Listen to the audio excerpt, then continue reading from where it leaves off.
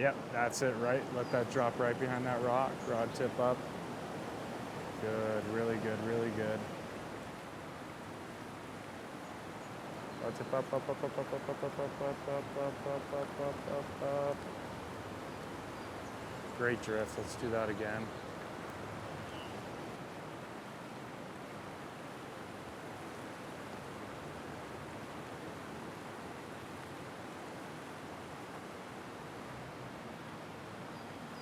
Water's 49.5. Oh, they got one in the net down there. Woo! Crushing it so far. 3 fish in what? 5 minutes? I love it. Usually it's a struggle to get a fish in the first hour. Yeah. You clearly know what you're doing. Really the main thing I've learned in fly fishing, just from everything, is it's less about the flies and more about the depth and the weight of where those flies are. Most fish will eat any fly in good conditions like this, but it's not at the right depth, and you don't have, if you're too light or too heavy, yeah.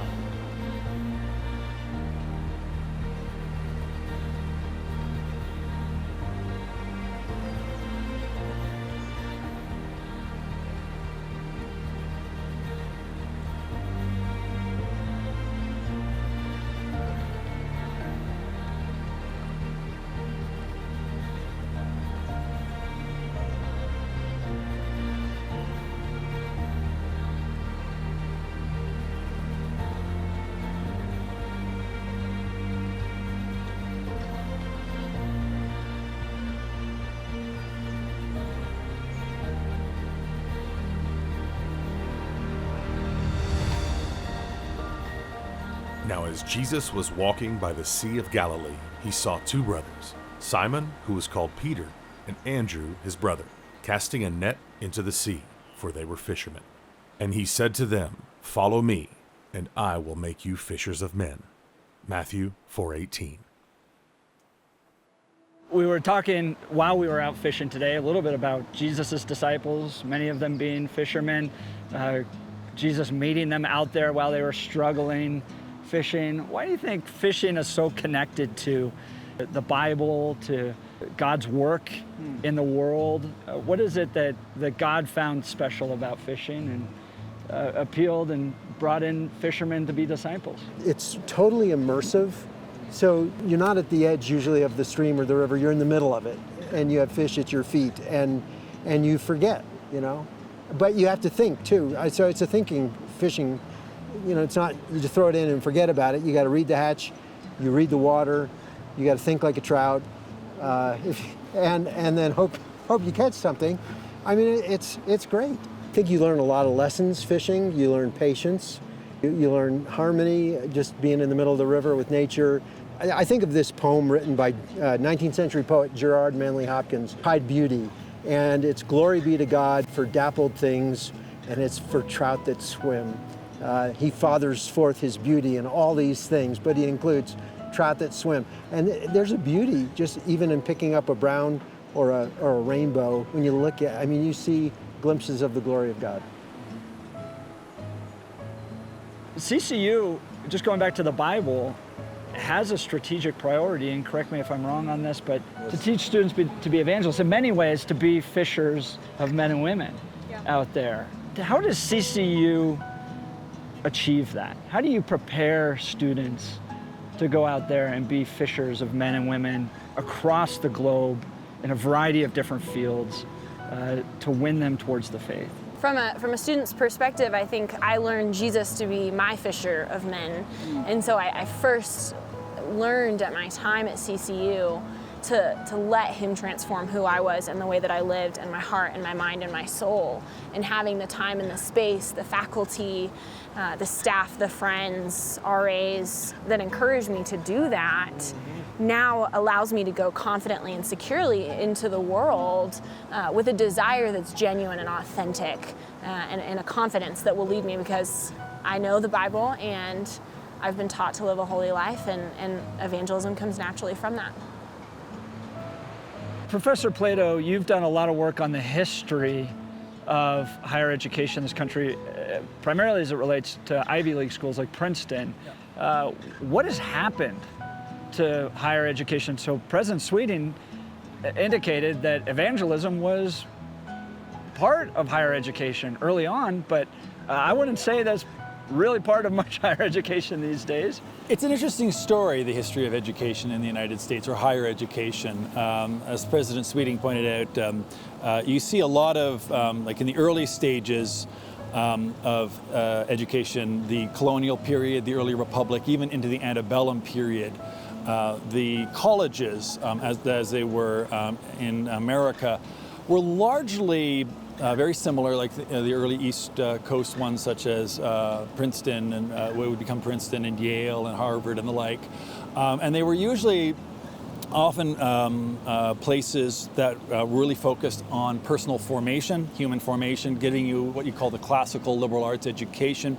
Largely they were there to educate the clergy, was first and foremost, as well as lawyers, as well, and obviously going to be important for the early politicians. For example, I did a lot with Princeton and Princeton College, where you had a Scottish pastor by the name of John Witherspoon came over. He was an evangelical Christian, and he ended up educating people like James Madison, who of course played a significant role in the formation of this country. Typically, like I said, during that period, the way the schools worked was you would have sort of your classical studies. You'd study everything from rhetoric and logic and Latin, as well as even etiquette.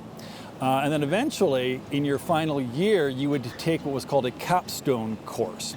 And the capstone course was always taught by the college president, who was always a clergyman. And the course was always either called moral philosophy or moral science. And what they did was it took everything that you've been learning over the previous 3 or 4 years, and you had to combine these all into forming your life, so how all of those different courses could synthesize. So that was the key thing, was that education was synthetic. Like, how can we use all these things synthetically to improve ourselves as human beings? 103 of the 106 first universities in the United States were religiously based. That is, they were born out of a strong Judeo-Christian faith tradition. By 1881, 80% of the colleges and universities in America were religiously based.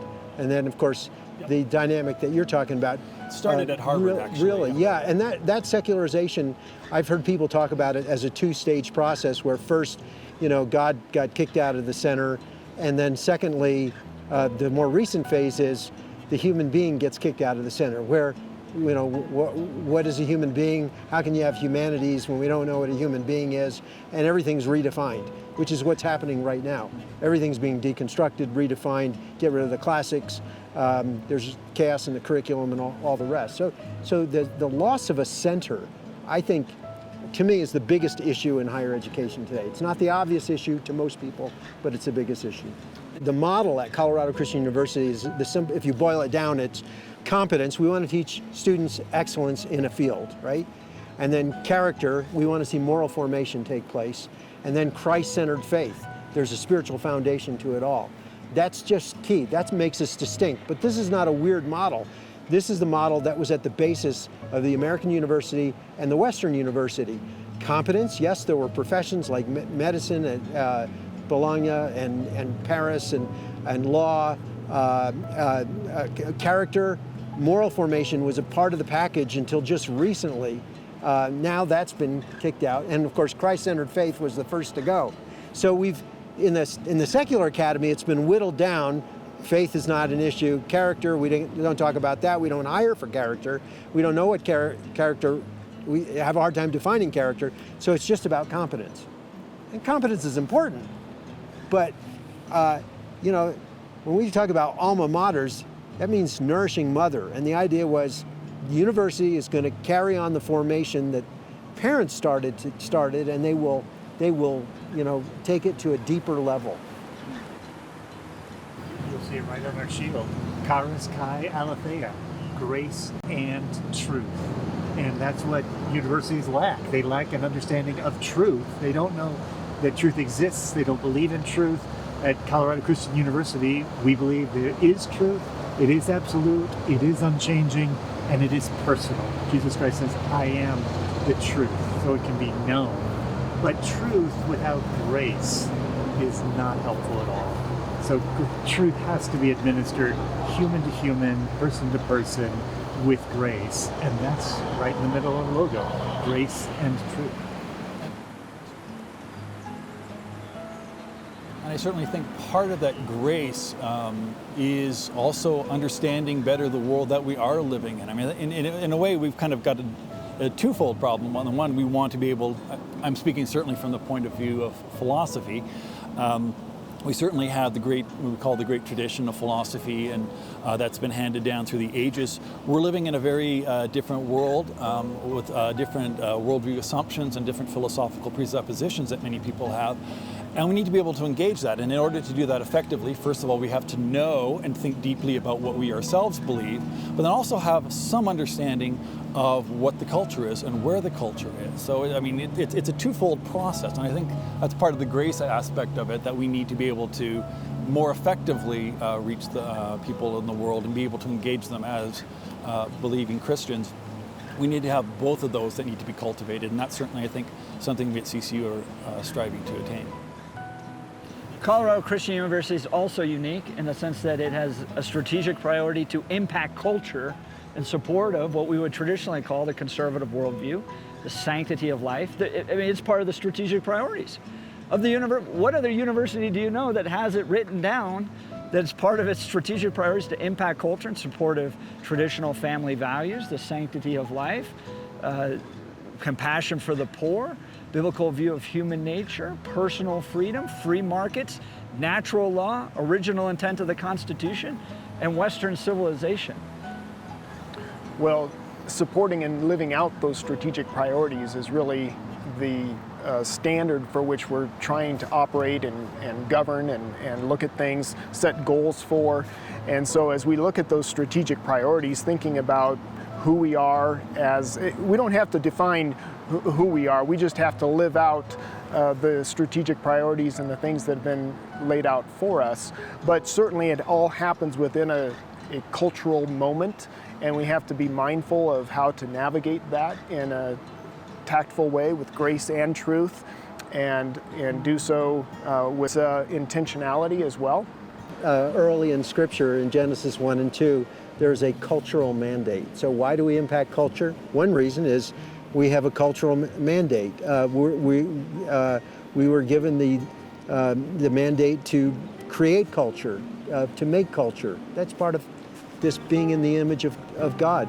And of course, as being His regents on earth, to be stewards of culture, to rule over, but to take care of it. That's all part of one of the great early mandates in the Bible.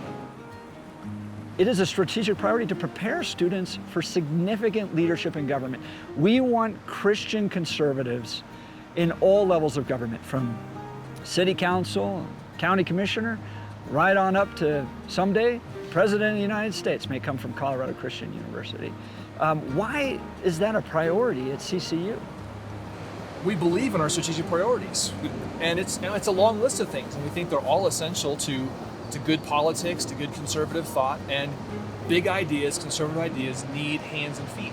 They need people to go out and actually execute them. We need the philosophical and theological founding to know what needs to be done, but then we need people actually to go out and do it. And so we do that in a variety of ways.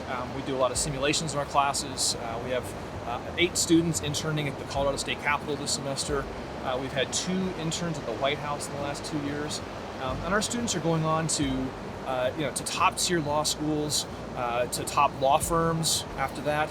We've got some who have gone on to work on Capitol Hill and the White House. So they're having significant influence both at the state level and at the national level. And I think they're finding, again, that they've got that essential the building up of their faith as young Christian adults, combined with really good liberal arts education and then really good training in how to execute on public policy. And I think that's a key point that you just mentioned. Tom, you and I both worked in politics. It can easily destroy your life. You have pride, you have temptations, you have destruction that's just waiting around every bend. But because of a solid faith in Jesus Christ, they are better equipped to navigate all of those problems that exist at that level. And I think that's why we're going to see CCU students long-term, have long-term success in their careers in public policy. Jordan Jansen and Margot Raddick have now graduated from Colorado Christian University. Congratulations. And you're choosing careers in public policy. Margot, you're already down at the Capitol lobbying. Why be in this career field? There's so many other things you can do with your life. Why be involved in public policy? That is a good question, and one that I've had to think through as I got my degree in psychology and thought that I was going to pursue clinical counseling, which is great. But as I saw that laws are ideas lived out. And so those things are important. The things that we're dealing with is we're dealing with a culture that is deteriorating. And as believers, we are called to be the salt. And so as a CCU student now entering into politics and doing work at the state capitol, I see firsthand the deterioration of our society and laws that are putting into place things that are anti-biblical on principle. And so it's important for us as the salt of the world to be pulling back and preserving conservative Christian values. There's a lack of leadership in our government, and we need leaders who not only know how to bring a crowd around them, but have things to say that impact both on a practical and governmental level, but on a spiritual and eternal level. It's a calling that I felt for many years, and coming to CCU was the chance to really fine-tune my beliefs and then how that was going to carry out, and it was to become a missile. That's part of that missile launcher to go impact culture. And it was the politics program here, which is an intersection of law, ethics, and philosophy, and those things combined with a healthy portion of human nature and a biblical understanding of that, which is something that the founding fathers understood, and how they created the Constitution, how they created our structure of government, where they said we're going to leverage human ambition against human ambition to work against itself to then create the best thing that can represent such a diverse group of people in the United States. And so it's those things combined. That was a lot of truth that I got in the classroom. But more importantly is the understanding of how to take that truth and apply that with grace to the culture that we are interacting with and the people that I'm having conversations with. Because a lot of our culture doesn't understand the history of how our country came about. They don't understand the reasons why, or then the decisions that have been made, and things have begin to always be tainted. And there's a different way of looking at things. But no, we got to come back to the truth, why the original intent of the Constitution is the right way to be looking at it, and why the founding fathers were right, and how they set up our system of government, and why we need to stand for that as part of the beacon of Western civilization, standing for things like the sanctity of human life, standing for our biblical family values. That's what our country is founded on, and that's what we have to come back to if we want to continue forward interacting with the world.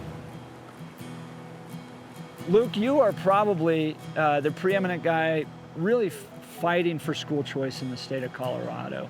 You're an attorney by trade, you're part of Ready Colorado, they're active on the front lines. We don't just inherit students out of the blue. They come through a process. K through 12 education in the state of Colorado is really important to Colorado Christian University. It's one of the biggest issues we work on at the Centennial Institute. We've got great faculty. Deb Scheffel at CCU sits on the State Board of Education. While we've been talking a lot about higher education, CCU works deeply and passionately for quality K through 12 education in the state of Colorado. What is the current state of education in our state? Like so many things in life, there's a lot of great stuff happening and a lot of concerning stuff happening. On the good side, we have public charter schools that have proliferated across the state of Colorado that are extremely high performing.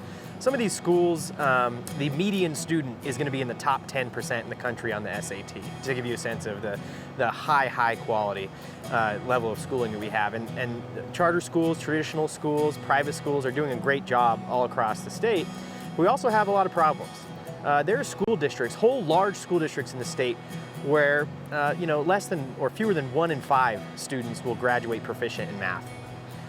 Kids who don't learn how to read by the time they leave 3rd grade and are basically doomed for the rest of their lives. So we have a lot of good things, we have a lot of bad things. So I would say in education, K-12 in Colorado, we have haves and have-nots. But the haves and have-nots aren't based on who has the most money or the color of their skin or where they're from. It's based on who has a choice and who doesn't have a choice. The path forward, the way to have every child meet their full potential, is to have a system where every family has multiple choices, quality choices for their child's education. I think if we get to that point, we're going to see a bunch of haves in Colorado and not a bunch of haves and have-nots. What you're saying has a student-centric focus, which I so appreciate, as opposed to a state focus or a union focus where you get these big conglomerates and they're setting an agenda, but they don't really consider the family, the student, and the natural diversity that's there. And that's never been more obvious than this year when coronavirus had schools shut down all across the country and lots in Colorado for no good reason. You saw that unfortunately for a lot of our traditional public schools, what matters isn't first and foremost the parents, the families, and the students. It's a system. It's a bureaucracy. It's a group of people who look at education as a jobs program. And when you see schools shut down all across the state, children falling way behind, you realize that the students' interests aren't always first and foremost in our current system. And I think the solutions are exactly what you're saying. Let's put students and families at the forefront of all educational decision making. Let's give them the power. The rest, I really believe, will sort itself out if we flip that system. I'm also struck at the way diversity is talked about as such an important value, but then when it comes to different types of schools, like diversity goes out the window. And the way a diverse type of school venues, from public to charter to private to homeschool, serves a vast diversity of people, races, and the needs that are out there. Well, what happened to diversity in this discussion? We don't need to go outside of even just the family unit to understand why diversity is so important in education. A lot of parents with multiple kids will know you have 2 children growing up in the same house, eating the same food, going to bed at the same night. Right. They need different things for their education often. Yes. And so if we know even within one family unit that kids need different things to be successful in education, and we apply that to the 900,000 kids, K-12 age kids in Colorado, well, of course we have to have diversity of school model. We have to have as many different types of schools that we can allow. But the key thing is parents. They have the most information about what those kids need. So we know kids all need different things, but parents have the most information, and so we really have to put them in the driver's seat for education choice. Ben Sass talks about this in his book, and the shift that education has taken place from a parent-centric, parent-invested style of education that was kind of early America, the rise of John Dewey, the shift of we're going to put experts in charge of education. I still see that at the Capitol now. And I know, Luke, you probably run into that a lot. This idea that we need to let the experts educate children, the experts know what's best for the children, and we should defer to them. Yeah, that results in a top-down system where the experts at the top are asked with making decisions that are going to apply to all sorts of kids. But again, we know every child's unique. We know every kid needs different things to succeed. And if you think about that top-down system, they simply don't have the information or knowledge to help a kid achieve. So let's be really specific about this. Timothy in Park Hill Elementary today, what does the Colorado Commissioner of Education know about Timothy and what he needs to learn to read?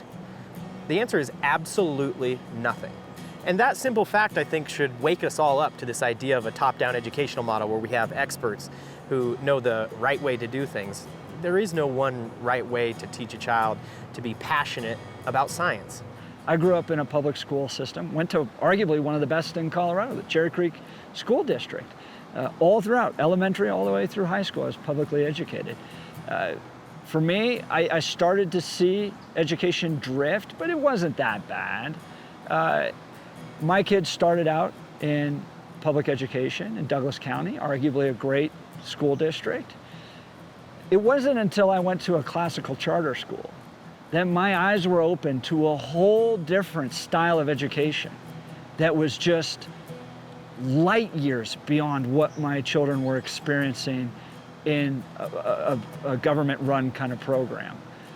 How do we help parents understand the variety of choices? Maybe walk them through. I mean, homeschool, classical charter, online charter. I mean, there's a whole lot of choices out there. I think most of us, like 90% of kids in Colorado, I think, are educated in kind of traditional public school settings.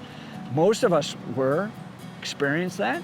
How do we help parents understand the differences and the varieties of different education? Yeah, Colorado's charter sector is probably where I'd start. That's a great place for families to look for different types of options, things that are going to provide a different types of education, whether it's a science and technology focused education or a classical education. Charter schools represent the wild gamut of everything you could imagine in terms of school model in Colorado, and that's a great option. Over 130,000 kids are in charter schools right now in K-12 in Colorado. We have the second highest percentage of any state in the country.